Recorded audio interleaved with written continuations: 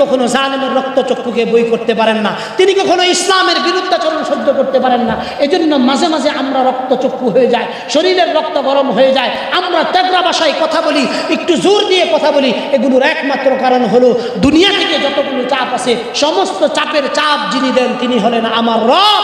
তিনি আসমান থেকে চাপ দেন যে হক কথাগুলো বলবা, ইনিল হুকমু ইল্লা লিল্লাহ, জমিন যার হুকুম চলবে তার, এই কথাগুলো জমিনে বলবা। এই নির্দেশ থাকার কারণেই আজকে মামুনুল হককে এই মাজলুমের শিকার হইতে হয়েছে। আল্লাহ দ্বীনের কথা বলার অপরাধে, আল্লাহ দ্বীনের বিজয়ের ঝান্ডা এবং চেতন উড্ডীন করার প্রত্যয় ব্যক্ত করার অপরাধে, আল্লাহর জমিনে আল্লাহর দ্বীন প্রতিষ্ঠার আন্দোলনের অপরাধে আমরা অনেক ভাই কারারুদ্ধ হয়েছিলাম। আমরা স্পষ্ট ভাষায় বলতে চাই, আমাদের উপর জুলুম করা হয়েছে।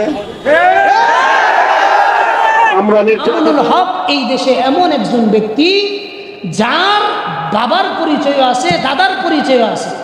এই দেশে অনেক মানুষ আছে যারা অনেক সম্পদের অধিকারী বিগত 50-60 বছর যাবত, কিন্তু 100 বছর আগে তার বাবা, তার দাদা সম্পদশালী ছিল। এই রকম যে কয়টা পরিবার এই দেশে প্রতিষ্ঠিত, তাদের একটা পরিবারের মধ্যে মামুনুল হকের দাদারও একটা পরিবার যারা সম্পদের দিক দিয়ে স্বাধীনতার আগ থেকে এই দেশে সম্পদের দিক দিয়ে প্রতিষ্ঠিত। এই ব্যক্তি ইচ্ছা করে ইসলাম ধর্মে আসার পরে, আলেম হওয়ার পরে, এই ব্যক্তি ইচ্ছা করলে ঠ্যাঙের উপর ঠ্যাং দিয়া প্রতিদিন 5 গাড়ি নিয়ে আরামের সাথে, আয়েশের সাথে বিলাসিতার জিন্দিগি গ্রহণ করতে পারত। দীর্ঘদিন যাবৎ নামাজের ভিতরে, বিশেষ নামাজের পরে আমরা একজন ব্যক্তির জন্য বেশি বেশি করে দোয়া করতাম, আল্লাহ যেন জালেমের জিন্দানখানা থেকে তাকে মুক্তির ব্যবস্থা করে দেন। এই খবরটা কি আপনারা জানেন? হ্যাঁ, আল্লামা মামুনুল হক আজকে সকালে 10:17 ইনশাআল্লাহ তিনি কাশিমপুর কারাগার থেকে মুক্তি পেয়েছেন। সবাই বলেন আলহামদুলিল্লাহ। এইটা আমাদের জন্য সবচেয়ে, এত তাপমাত্রার ভিতরেও মেজাজ ঠান্ডা, শরীর ঠান্ডা, মন ঠান্ডা, দিল খুলে শেখ হাসিনার জন্য দোয়া আসার মতো একটা কাজ। কথা ঠিক না বেঠিক? আশা করতেছি ইনশাআল্লাহ আল্লাহ তাআলা খুশি হয়ে এখন আমাদের জন্য রহমতের বৃষ্টি বরাদ্দ করবেন ইনশাআল্লাহ, আসবে ইনশাআল্লাহ বৃষ্টি। এটা গেল একটা সুসংবাদ।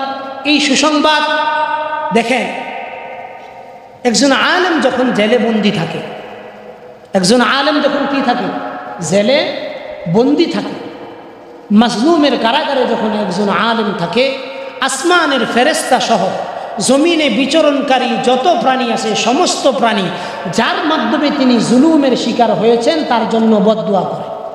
তার জন্য কি করে? বদদুয়া করে। আর মামুনুল হক এই দেশে এমন একজন ব্যক্তি যার বাবার পরিচয় আছে, দাদার পরিচয় আছে। এই দেশে অনেক মানুষ আছে যারা অনেক সম্পদের অধিকারী বিগত 50-60 বছর যাবত, কিন্তু 100 বছর আগে তার বাবা, তার দাদা সম্পদশালী ছিল। এই রকম যে কয়টা পরিবার এই দেশে প্রতিষ্ঠিত, তাদের একটা পরিবারের মধ্যে মামুনুল হকের দাদারও একটা পরিবার যারা সম্পদের দিক দিয়ে স্বাধীনতার আগ থেকে এই দেশে সম্পদের দিক দিয়ে প্রতিষ্ঠিত। এই ব্যক্তি ইচ্ছা করে ইসলাম ধর্মে আসার পরে, আলেম হওয়ার পরে, এই ব্যক্তি ইচ্ছা করলে ঠ্যাঙের উপর ঠ্যাং দিয়া প্রতিদিন 5 গাড়ি নিয়ে আরামের সাথে, আয়েশের সাথে বিলাসিতার জিন্দিগি গ্রহণ করতে পারত। কথা ঠিক না বেঠিক?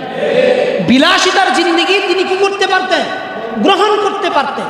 কিন্তু তিনি বিলাসিতার জিন্দিগি গ্রহণ করেন না। তিনার কি দরকার পড়ছে সরকারের বিরুদ্ধে কথা বলার? তিনার কি দরকার পড়ছে শিক্ষানীতির বিরুদ্ধে কথা বলার? তিনার কি দরকার পড়ছে যে সমাজে অশ্লীল বেহায়াপনার বিরুদ্ধে কথা বলার? জরুরতই তো ছিল না। আল্লাহ এত সম্পদ দিয়েছেন, ঠ্যাঙের উপর ঠ্যাং থয়ে আরাম আয়েশে 2-4টা হালাল তরিকায় বিয়ে করে তো তিনি সংসার করতে পারতেন। পারতেন কি পারতেন না বলেন?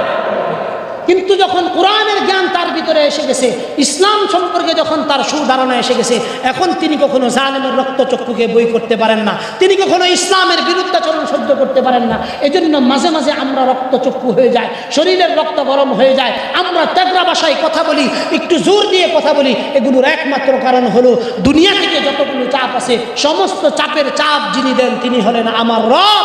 তিনি আসমান থেকে চাপ দেন যে হক কথাগুলো বলবা, ইনিল হুকমু ইল্লা লিল্লাহ, জমিন যার হুকুম চলবে তার, এই কথাগুলো জমিনে বলবা।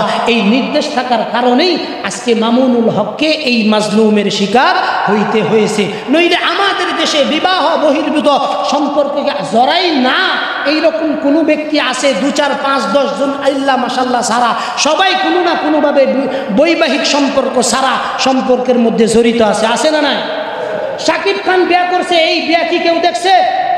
সন্তান প্রসব করছে, এই বিয়া কি কেউ দেখছে?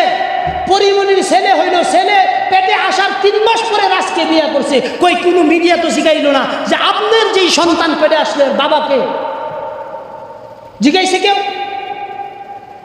প্রিন্স মামুন, এই যে টিকটকার প্রিন্স মামুন এবং এই যে লাইলা, এই 2 জন আজকে 4 বছর যাবৎ একসাথে মিশে থাকে বৈবাহিক সম্পর্ক সারা। মিডিয়া কোনোদিন তাদেরকে জিজ্ঞাইছে না। হালাল তরিকায় নিজের বউ নিয়ে গেলে যদি আপনারা এমনভাবে প্রশ্ন করেন এবং একজন আলেমকে বেজ্জতি করেন, এগুলো জুলুম। এই সমস্ত জুলুমগুলো যে কোনো কারণেই করে থাকেন না কেন, তার জীবন থেকে তো আপনি 3টা বছর নিয়ে নিলেন। এই 3টা বছর থাকলে হাদিসের খেদমত হইতো, আরও 10টা প্রতিষ্ঠান হইতো। তিনি একটা বিশাল বড় মসজিদ করতে চাইছিলেন। ওই যে ভারতের দিল্লিতে যেই মসজিদটা ধ্বংস করে দেওয়া হয়েছে, কি মসজিদটা জানি? বাবরি মসজিদের আদলে তিনি একটা মসজিদ, কতদিন হয়তো 3 বছরে এই মসজিদটা কি হয়ে যেত? কিন্তু এই কাজটা পিছিয়ে গেল। ধর্মের দিক দিয়ে আমরা অনেক পিছিয়ে গেলাম। যাক, তারপরে দোয়া করি আল্লাহ তাআলা দাওয়াতের ময়দানে মামুনুল হকের মতো আরো মামুনুল হকের কণ্ঠকে আল্লাহ তাআলা এই দুনিয়াতে প্রতিষ্ঠা করে দেন। সবাই বলেন আমিন। 2 নাম্বার, এক বোন এক ভাই আজকে ইসলাম গ্রহণ করবে। কি করবে? আলামিন ভাইয়ের মসজিদে আমি নামাজ পড়ানোর পরেই যাব, যাদের সম্ভব তারা ইনশাআল্লাহ যাবেন। আগামী শুক্রবারে বেতন পাওয়ার পর এই 2 ভাইয়ের জন্য, তারা স্বামী স্ত্রী, তাদের জন্য আমরা কিছু সহযোগিতা কালেকশন করব ইনশাআল্লাহুল আজিজ। আপনাদের যথাসম্ভব মুক্ত হস্তে সহযোগিতা আমরা কামনা করি ইনশাআল্লাহ। পারবো তো ইনশাআল্লাহ? আল্লাহ তাআলা যা বললাম তার উপর আমাদেরকে আমল করার তৌফিক দান করে। সবাই বলে